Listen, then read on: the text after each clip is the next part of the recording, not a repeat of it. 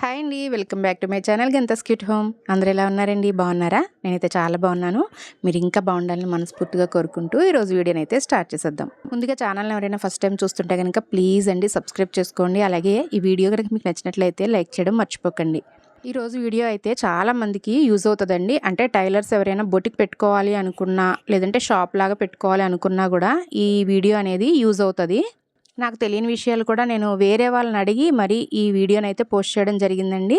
చాలా చిన్న వీడియో అయినా చాలా యూజ్ఫుల్ అయ్యే వీడియో అన్నమాట. ఈ వీడియో అనేది మన సబ్స్క్రైబర్ నన్ను ఒక కామెంట్లో ఒక డౌట్ అనేది అడిగారండి. ఆ డౌట్ని నేను మీకు ఈ వీడియో రూపంలో క్లియర్ చేద్దామని అనుకుంటున్నాను. అంటే ఆవిడకి నేను డైరెక్ట్గా మెసేజ్ కూడా చేసేయచ్చు కామెంట్లో. కానీ అలా చేసేదానికన్నా కూడా ఒక వీడియో రూపంలో చేసినట్లయితే ఈ విషయం చాలామందికి అయితే తెలుస్తుంది కదా. అలాగే ఆవిడకి కూడా క్లియర్గా అర్థమవుతుంది. సో మన సబ్స్క్రైబర్ పేరైతే నేను చెప్పట్లేదండి. అయితే ఆవిడ అడిగిన క్వశ్చన్ ఏంటంటే, మనం బ్లౌజ్కి 150 రూపీస్ తీసుకుంటే కనుక తీసుకున్నప్పుడు మనమే కట్ చేసి వేరే వాళ్ళకి వర్క్ ఇచ్చినట్లయితే, అంటే స్టిచ్చింగ్కి వేరే వాళ్ళకి ఇచ్చినట్లయితే వాళ్ళకి మనం ఎంత అమౌంట్ అయితే ఇవ్వచ్చు సిస్టర్ అని చెప్పి అడిగారండి. ఇదైతే నాకు అసలు నాలెడ్జ్ లేని విషయం అన్నమాట. అసలు నాకు తెలియదు. ఎందుకంటే నేనే కటింగ్ చేసుకుంటాను, నేనే కుట్టేసుకుంటాను. ఇంతవరకు నాకు ఆ టాపిక్ అనేది రాలేదు. నాకు కూడా డౌట్ అనేది రాలేదన్నమాట.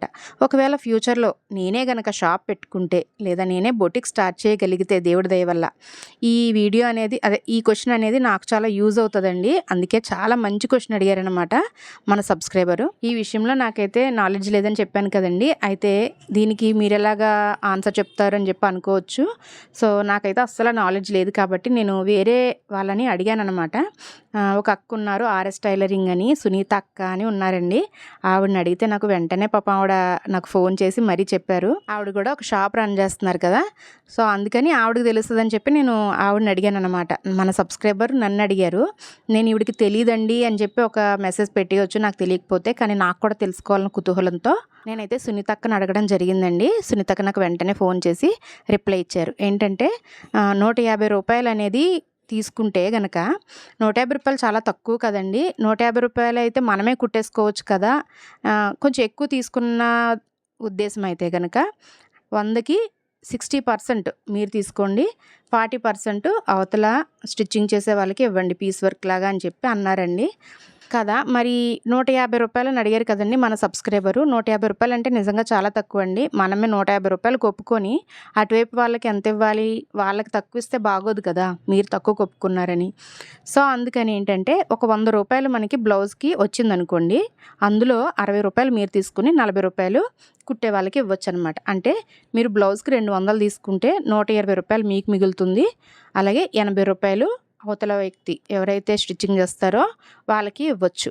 ఎక్కువ మీరే ఎందుకు తీసుకోవాలంటే, మీరే కదా ఒప్పుకుంటారు, బేరం ఒప్పుకునేది మీరే, దారాలు మీవే, కటింగ్ మీదే, అలాగే మిషను మీదే అయి ఉంటే కనుక ఇది వర్తిస్తుందండి. ఒకవేళ అవతల వాళ్ళే మిషన్ మీద కుట్టిస్తానంటే మీకు ఇంకా బెనిఫిట్ అనమాట. అంతే ఇవ్వచ్చు అండి. 100 రూపీస్కి 40 రూపీస్ వాళ్ళకి ఇవ్వండి, 60 రూపీస్ అయితే మీరు తీసుకోండి. అలాగే మీరు తీసుకున్న 60 రూపీస్లో మీకు ఎంత మిగులుతుందో కూడా చెప్తాను చూడండి. నేనైతే బ్లౌజ్కి హెమ్మింగ్కి 20 రూపీస్ ఇస్తానండి. మీ ఏరియాలో ఎంత ఉందో దాన్ని బట్టి హెమ్మింగ్ ఛార్జెస్ తీసేయండి, అలాగే దారం ఛార్జెస్ తీసేయండి. ఇవన్నీ పోను వాళ్ళకి మీకు కూడా సమానంగా వస్తుందన్నమాట.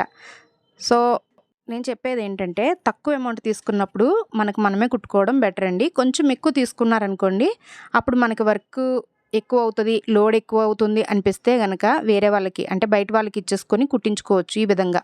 అలాగే మీ దగ్గర కుట్టించుకోవడం అలవాటు పడిన వాళ్ళు అవతల వ్యక్తి కుట్టిన తీరు కూడా మీలాగే ఉంటే పర్వాలేదండి.